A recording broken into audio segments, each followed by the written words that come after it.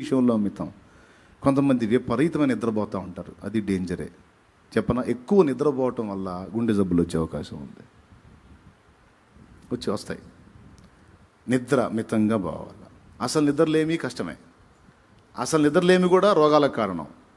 అలాగని చెప్పి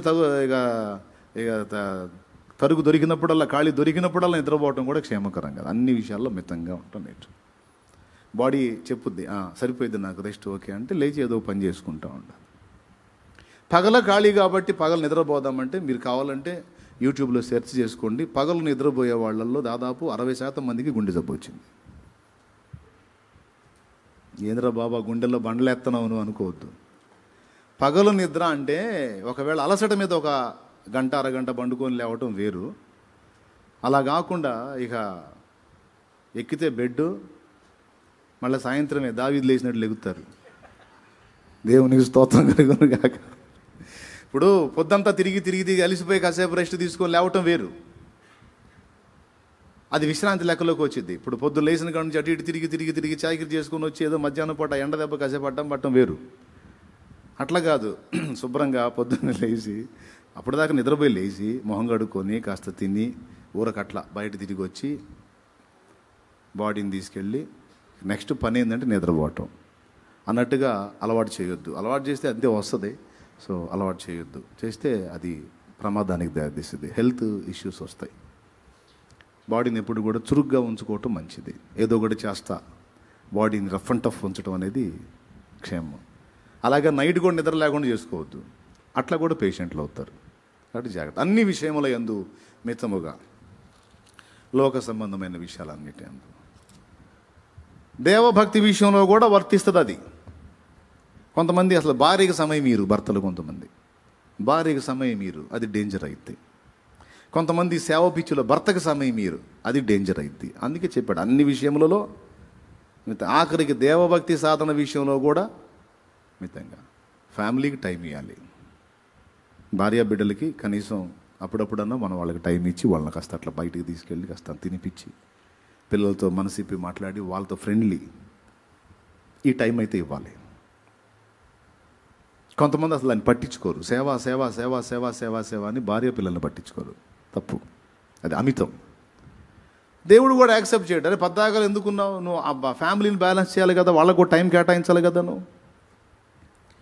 దేవుని కృపను బట్టి ఇప్పుడు నా ఫ్యామిలీ మెంబర్స్ మొత్తం దేవునికి కనెక్ట్ అయ్యారంటే వాళ్ళకు కూడా టైం కేటాయించాను నేను. ఇప్పుడు వాళ్ళ పిల్లలకు కూడా టైం కేటాయిస్తున్నాను నేను, వాళ్ళకి పుట్టిన పిల్లలకు కూడా టైం కేటాయిస్తాను. అంటే నెక్స్ట్ జనరేషన్ కూడా దేవుని కోసం ప్రభావితం చేయాలని వాళ్ళకు కూడా టైం కేటాయిస్తాను. లేకపోతే మనం పోగొట్టుకుంటాం వాళ్ళని. కాబట్టి భార్య పిల్లలకు కూడా సమయం ఇవ్వాలి, భర్త పిల్లలకి సమయం ఇవ్వాలి, సేవ చేయాలి. అండ్ వాళ్ళకి జరిపే మర్యాదల విషయంలో, వాళ్ళకి చేసే న్యాయాల విషయంలో తప్పకుండా మన బాధ్యత నెరవేర్చాలి. ఎంతమందికి అర్థమైంది? టేక్ ఇట్ ఈజీగా తీసుకుంటున్నారా, చక్కగా రాసుకుంటున్నారా? తప్పకుండా ఇది గతంలో చెప్పాను, మళ్ళీ చెప్తున్నాను. తప్పకుండా వాళ్ళకి సమయం అన్ని విషయాల్లో మితంగా ఉండాలి. రిలేషన్స్, అనుబంధ బాంధవ్యాల విషయంలో కూడా కృంగిపోవద్దు, కలత చెందొద్దు. కొన్నిసార్లు సైతాను కుటుంబాల్లో కలతలు తీసుకొస్తాడు, ఎడబాట్లు తీసుకొస్తాడు. మనం ఎంతో ప్రేమించే వాళ్ళు మనల్ని ఎడబాసిపోతారు. కృంగిపోవద్దు. దేవుడు సమయం కార్యం చేసినప్పుడు తప్పకుండా వాళ్ళ నిషా దిగినప్పుడు దేవుడే వాళ్ళని తిరిగి తీసుకొచ్చి మన దగ్గరికి చేరుస్తాడు. కాబట్టి అనుబంధ బాంధవ్యాల విషయంలో కూడా మితంగా. దేవుణ్ణి తప్ప దేన్ని లక్ష్య పెట్టరు.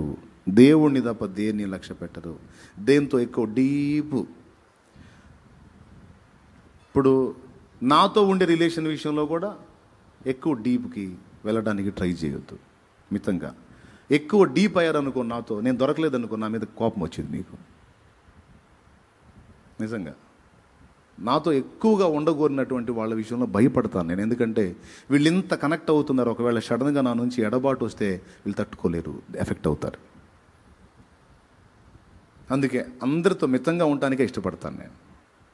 మీరు గమనించండి, డీప్గా ఎవరితో వెళ్ళడానికి ఇష్టపడను. ఎందుకంటే 2-3 దెబ్బలు తినున్నాను నేను.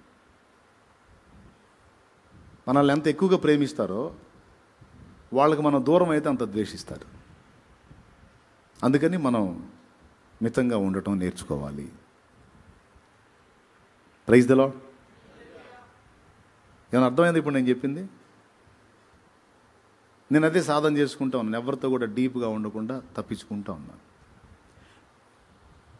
మీరు కూడా అదే జాగ్రత్త పడాలా.